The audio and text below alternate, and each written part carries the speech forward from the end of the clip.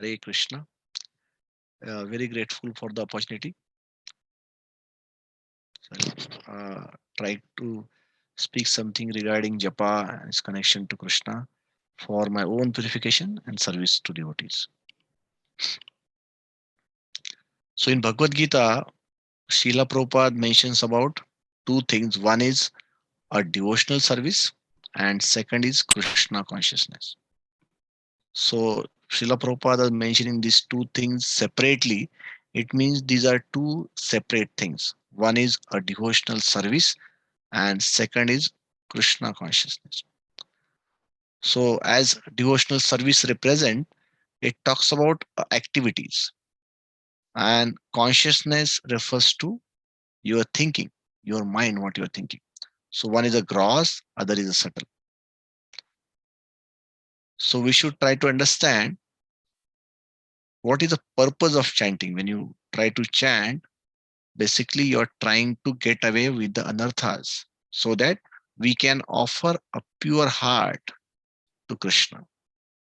So we are praying to Radha and Krishna, please engage me in the service, but that engagement should be pure. So when you look at stages of devotional service, we start with sadhu sangha, bhajan kriya, and the third one is anartha nivrutti. So if you look at the purpose of bhajan kriya has to be anartha nivrutti. And then the nishta come and ruchi and prem, bhava and prem will go. And this is the longest stage. So it is very important to understand what purpose we are doing it. So we are trying to chant, begging Krishna that Krishna, I don't have any qualification. I am full of anarthas. So please help me to get rid of the anarthas so that I'll be able to serve purely. That's why the devotional service and Krishna consciousness connected. We do a service. So chanting is an active devotional service, but it should lead to a Krishna consciousness. And now that should also be reflected in the activities.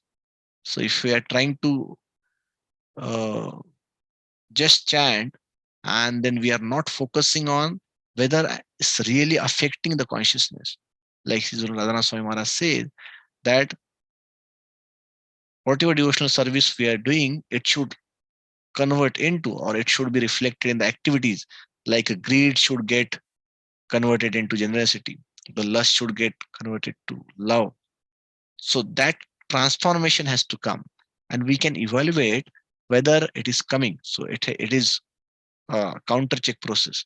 Like Chaitanya Mahaprabhu says, the highest perfection would be you go to a level of no dhanam na janam nam sundarim na kavitam va jagadisha kamaye. So it's subtle purification which is required. So very wonderful example I heard. In the farm, we are putting water to grow the seed, to grow the crop. It's very important. By the same time, if you don't take care of weeds, if you don't take out the weeds, what will happen? The same water would be utilized to grow the weeds.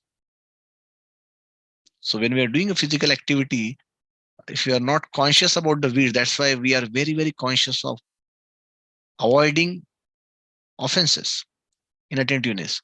So there are two types of inattentiveness. One is intentional inattentiveness and one is unintentional inattentiveness. So intentional is while chanting, we are looking at the mobile, TV and other things where we are doing a lot of things along with chanting. So that is a deliberate, intentional inattentiveness. So we should obviously try to avoid that. Second is, sorry, inattentive or unintentional inattentiveness. When you chant, mind will go to some thought. Like if you go to outside or if you go to hotel, they have this nice music. Or people when they study, they normally put some music and study. So chanting Hare Krishna should not become a background music where all the thoughts are coming in. So we should beg to Krishna, Krishna, I don't have any qualification. I am trying to be attentive. So please help me to get rid of this anarthas so that I will be able to offer that pure heart to you. And With that, we'll be able to do our regular duties dharmically more better, and that would be a devotional service, and that will help us to chant better. And this is a process by which we can uh, improve. So that should be a mood. And when we try to chant, surely we'll be able to make a progress where we can purify our heart, and that becomes a offering to Krishna. So because Krishna is bhava grahi, so when we have that pure bhava, then Krishna will reciprocate and will be able to relish the devotional service. Hare Krishna, Harinam Prabhu ki jai, Srila Prabhupada ki jai. Hare